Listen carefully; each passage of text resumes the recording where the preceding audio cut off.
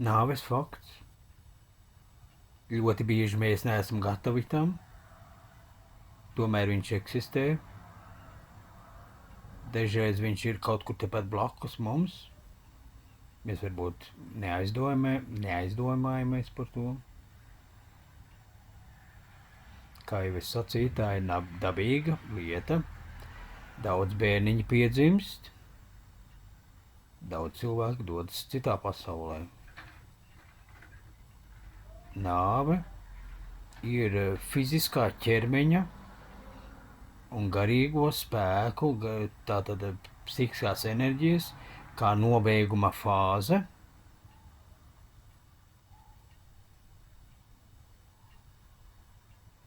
Kad pazūd cilvēks, pazūd personība. Kaut kā tā apmēram. Es esmu strādājis Pauls Stradiņas slimnīcā reanimācijas nodaļā. Es esmu piedalījies cilvēku atdzīvināšanas tajā ārstu un mediķu reanimācijas pasākumos. Es esmu redzējis dažādas situācijas. Jā. Tur arī principā es arī saskāros ar nāves to psiholoģiju, ar dažādiem emocionāliem stāvokļiem. Vienā telpā bija smaidīga ģimenīte, cilvēciņš modās tikko kā no reanimācijas pasākumiem, un visi bija laimīgi, priecīgi. Tikmēr otrā telpā aiz stikla sienas bija mirstošs cilvēks komā, ilgstošs, un apkārt citi radinieki raud, bēdājās, un ārsts pasaka, nebūs nekādas cerības. Tātad vienā telpā tikai ar stikla sienu ir dažādi emocionāli stāvokļi. Es esmu to izbaudījis pats. Nāve. Tātad es, mīļie cilvēki, čigāni cilvēki, es mēģinu veidot priekšstatu ietvarā un tādas bāzes lietas tā kā paskaidrot, atmodināt un dot jums saprast, ka pastāv daudz un dažādas parādības, fenomeni čigānu kultūrvidē. Tas ir tas, ar ko es nodarbojos. Un varbūt kādam tas rosinās mazliet emocionāli vai izpētes formā iepazīt daudz dažādus notikumus, dziļāk, interesantam kādam un tam līdzīgi, jā. Es negribu tā kā speciāli uzbāzt šo te visu informāciju, kuru es publiski lieku, tikai es priekšstatu veidā aktualizēju tās tēmas, kas čigānu kultūru vidē cilvēciņiem, dažādiem vecumiem, dažādiem sociāliem slāņiem ir ļoti svarīgi. Dažādiem sociāliem slāņiem. Un gan vīriešiem, gan sievietēm, gan bērniem ļoti svarīgi. Un tam līdzīgi. Es esmu dzirdējis, kad bērns nevarot ņemt uz kapiem, uz bērēm. Es domāju, ka tā nav patiesība. Psiholoģiski mēs speciālisti zinām, kad ja viņš ir patstāvīgi staigājuši, viņam kaut kāda sapratne ir, kas notiek, lai viņam veidojas šis te normālais, veselīgais priekšstats, ka bērniņi ir jāņem, teiksim, ka jāņem uz bērēm, ka notiek šī te bēra ceremonija, lai šis te bērniņš saprot, bija vecmāmiņa, bija vectētiņš, un tagad vairs nav. Lai viņš pats ar savām acīm, caur savu pieredzi piedzīvo, ka notiek šīs te bēres, un, ja tas ir iespējams, lai šis bērniņš redz šīs te bēres, tās ceremonijas. Protams, tā jūs izlemjat, cik ilgā laikā un tam līdzīgi, cik ilgu laiku viņš aizkavējās tur. Ja viņš ir pārāk emocionāls, varbūt nevajag traumatizēt. Tātad nāves fenomens ir pazīstams, kā mēs saprotam, tātad ir pēkšņas nāves, autoavārijas, dažādas trauma rezultātā, darba vietā, mājas vietā, nepareizi rīkojoties ar sadzīves tehniku vai ķīmiju un tā tālāk, vai esam neuzmanīgi, un tad kaut kas notiek, Tad iesaist nāve. Protams, ir jāsauc ātrā palīdzība. Ja ir iespējams sniegt pirmo palīdzību. Tā kā visiem šoferīšiem, visiem cilvēciņiem, dažādiem profesiju pārstāvjiem māca pirmo palīdzību, jāsniedz ABC pirmā palīdzība pēc tā algoritma.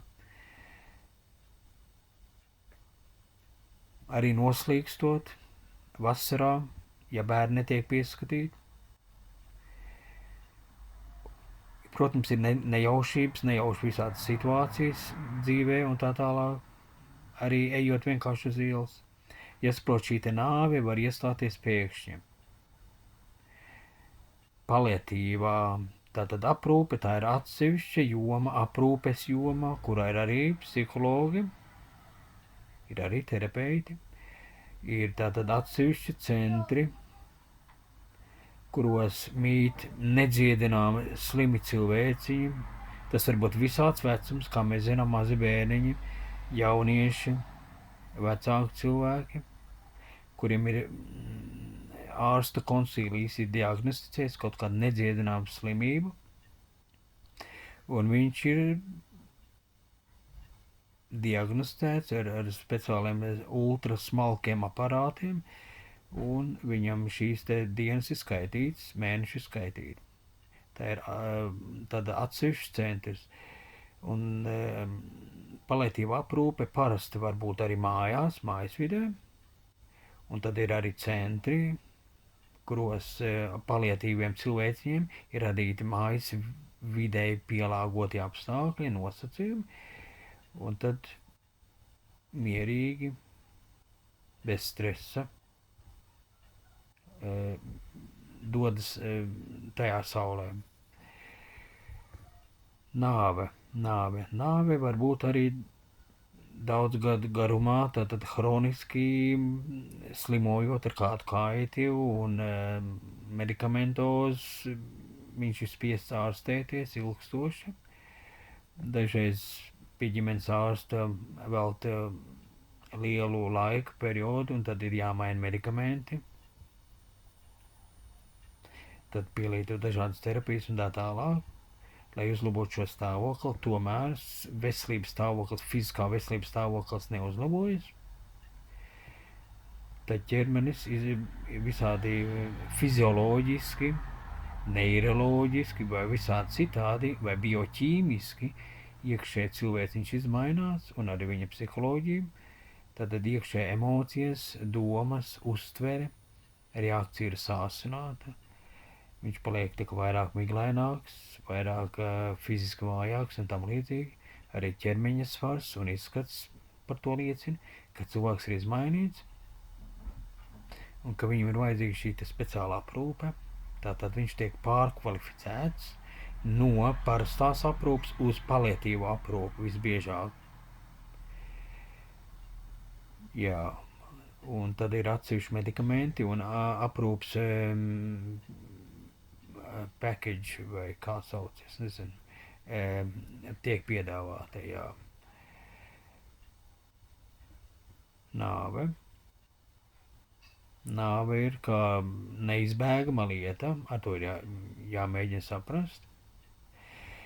Tātad ir tātad dzīves beigas aprūpe. Tad ir tāda tā kā filozofija vai kā apmācības kurs, kuru arī var apgūt, kā apieties, kā barot, kā pārģērbt, kā rūpēties fiziski un komunicēties ar šo cilvēciņu, ko piedāvāt, ko nē. Cilvēciņš ir jājūt, jo viņš ir ļoti, ļoti sensitīvs, smalka uztvere. Un ļoti bieži cilvēciņš mainās tev acu priekšā, tā kā viņu aprūpē. Jo vakar bija tā, šodien ir tā, pēc dažām stundām ir citādāks. Fizioloģiski, ķermeniski cilvēciņš mainās. Es pazinu kādu kolēģīti, kur bija apaļīga dāma, un viņai kaut kas notikās, un tad pēkšņi viņa pakrita un aizveda uz slimnīcu, ielika reanimācijā, Un viņa reanimācija uzkavēts kāds 3 dienas, un 3 dienu laikā viņa bija ļoti, ļoti tieva palikusi. Tad viņai kaut kāda akūta, negaidīta situācijas uzliesmojums. Viņa izmainījās dažās dienās, pilnīgi pretējā formā.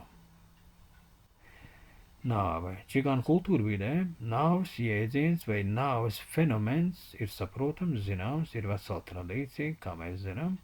Un tās ir tā kā bēru tradīcijas, kā čigānu cilvēki, atkarībā pēc statusa, pēc naudas, iespējām. Varbūt viņš ir kāds līderis, varbūt ir viņš vienkārši cilvēks. Iespēja robežās, tas cilvēks viņš tiek apbērēts. Dažreiz vairāk cilvēku, dažreiz mazāk. Čigāniem pieņems parasti taisīt kādus klubus vai galdus taisīt un tā tālāk. Bet nevienmēr, cik es zinu. Es esmu piedalījies dažādās bērēs un ir dažādi. Uz kapiņiem pie cilvēciņa ierodas vienmēr vairāk cilvēki. Un klubā, kurā ir tuvinieki un tuvākie draugi, skaits var būt mazāks vai tieši otrādi lielāks. Tas ir ļoti dažādi. Nāves fenomens var būt tātad valstī, kurā tu dzīvo, un var arī būt emigrācijā, citā valstī. Un tad ir jāmēģina, jātiek skaidrībā, kā tikt galā šo situāciju. Jāsazinās sociālā dienestu, ļoti līdzīgi, vai varētu teikt tieši tāds pats algoritms, kā Latvijā, piemēram, ja es sauc ātrā palīdzība vai kāds mediķis, lai konstatē nāves faktu. Un tad, attiecīgi, protams, ir speciālisti, kas ir diennakts strādā un nogādā tur, kur jānogādā, uz atsevišķu vietu. Un tad arī, protams, ir jāorganizē bēru ceremonija vai pasākums. Ir cilvēciņi Romī, cik es zinu, paši organizē. Varbūt tas ir finansiāli lētāk. Bet ir arī organizācijas vai aģentūras, kuras organizē bēru ceremonijas. Jā. Tad nāve, kā neizbēgmība, nāve ir dabīga lieta. Un interesantākais tas, kas fenomens, pilnīgi, kur, varētu teikt, teiksim, paradoks, ļoti bieži čigānu cilvēkiem notiek, ļoti bieži, es arī pats to zinu, cilvēki varbūt, kuri dzīvo neveselīgi, viņi ļoti bieži nodzīvo ilgāk, viņi izskatās veselīgāk, bet, viņi nodarbojas ar kaut kādām neveselīgām lietām, varbūt ēd treknus ēdienus vai smēķi un tam līdzīgi, nekā tie, kuri vairāk, tur kaut kādas pareizās līnijas, pareizi uzvedās vai fiziski ir aktīvāk un tā tālāk. Tā kā, tās paradoks, diemžēl, jā. Nāve. Padomājiet par to, katrs. Mēs esam cilvēki un kā citi saka, kad katram cilvēkam ir savs liktenis un vienam tas ir ilgāks, otram tas ir īsāks. Nevienmēr mēs varam šo te nāves tuvošanos atpazīt, nevienmēr. Dažreiz ir vajadzīgs īpaši pavērot, ieklausīties šajā cilvēka balsī, ko viņš saka, kā viņš saka. Nevienmēr fiziski ir redzams. Protams, mums visiem jāsako savā veselības stāvokļi, visiem, man arī tā skaitā. Es esmu tātad aprūpētājs, kvalificēts, profesionāls aprūpētājs, 10+ gadi, tātad vairāk kā 10 gadi esmu strādājis veselības sociālā aprūpē, ar bezpajumtniekiem, ar veciem cilvēciņiem, ar invalīdiem, ar dziļā paliatīvā aprūpē es esmu strādājis, ar jauniešiem, ar bērniem. Man ir šāds priekšstats, es zinu, es saprotu, vismaz manī nojauta, kas ir nāves fenomens. Jā, un šeit psiholoģiskais aspekts ir, kā mēs jūtamies, kā mēs pieņemam šo te nāves faktu. Un nedrīkstam aizmirst, ka nāve vienmēr ir un vienmēr būs, vai viņa būs negaidot, vai viņa tevi sagatavo šis te nāves fenomens par kādu tuvāku cilvēku. Un psiholoģisks aspekts ir, kad parasti cilvēki ir šokā, viņi ir satriekti, viņi ir apjukuši. Bet tā kā tu šad un tad apdomā, pārdomā par iespējamību, kā būtu, ja būtu, un iedomājies dažādas algoritmus, ko tu darītu sākumā, kam tu zvanītu, kuram mīļam cilvēciņam, uzticamām cilvēkam, kuram tu zvanītu, kam tu prasītu jautājumu. Nevienmēr baznīcas ir atsaucīgs, es esmu mēģinājis, baznīcas dažreiz nav atsaucīgs. Un ātrā palīdzība arī tūlītēji nevar ierasties. Jā, tā kā tuvāks radinieks, mīļš draugs, tas var palīdzēt nomierināt, nesakāpināt šo situāciju. Jā. Un tad ir, kas vēl ir, tad komunikācija, vajag zvanīt cilvēkiem, tā cilvēku radiniekiem, draugiem, un tad ir vecākas sievas, vecāki vīri, vienmēr zina, ko darīt, kurām ir lielāka pieredze. Tā kā gados jaunāki cilvēki neiesiet pārsteigt, neiesiet vēl lielākā stresā, un laika gaitā viss nokārtosies. Viena galva ir gudra, divas vēl gudrākas. Kaut kā tā apmēram. Un tad sociālais aspekts ir, es esmu arī dzirdējis, ka neaiztikt tā cilvēku mantas maksimāli ilgi, vismaz 2-3 dienas, ja ir noticis šis fakts, un atstāt visus šos te priekšmetus, nesaklātu gultu, drēbītes, mantas, tā kā ir, protams, jā. Un sociāls aspekts ir rūpējieties arī, lai jūs esat pēduši, lai jūs esat padzēruši, lai jums ir silts. Un cilvēks, tā, kad ir apjucis, viņš ir ļoti aizmāšīgs, viņš var milzīgā stresā, aizmirst dzīvokļa atslēgas, izslēgt elektrību vai gāzi un tam līdzīgi. Tā kā rūpēties par savu drošību, tas ir ļoti svarīgi. Jo ļoti bieži nāves faktam mēs neesam gatavi. Šī ir tā tad medicīnas tēma, dziļa medicīnas tēma, šī ir arī aprūpes tēma, kā aprūpēt šo cilvēciņu. Šī ir tāda psiholoģiskā tēma, kā mums pašiem justies, kā komunicēties ar citiem tuviniekiem, ar tuvākiem radiem, ar brāļiem, māsām, un situācijas, jeb atmosfēras regulēšana. Mums nevajadzētu tā kā pataisīt šo te situāciju vēl sarežģītāku, saglabāt mieru, saglabāt klusumu,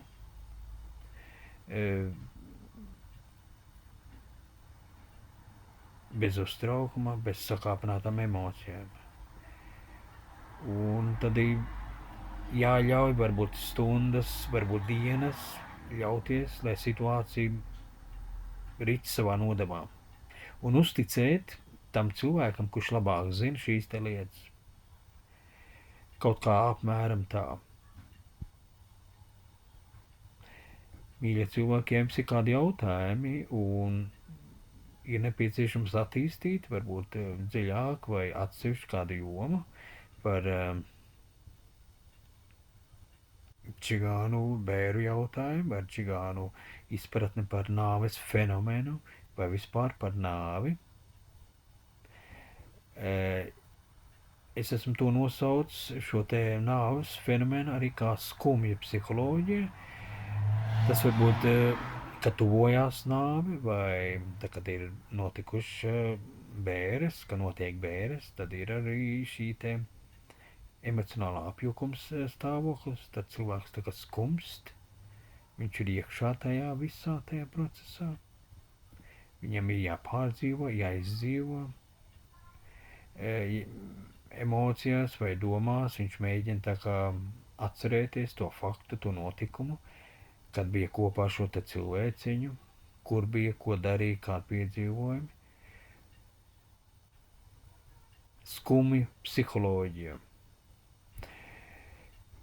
Es ļoti nevēlos šo te tēmu ļoti dziļi, es tikai gribēju tādu priekšstatu atsvaidzināt, atgādināt, jo, kad tu esi mazliet informēts, tātad tu esi sagatavots. Ja tu esi sagatavots, tātad tevī modīsies dažādas prasmes, iemaņas un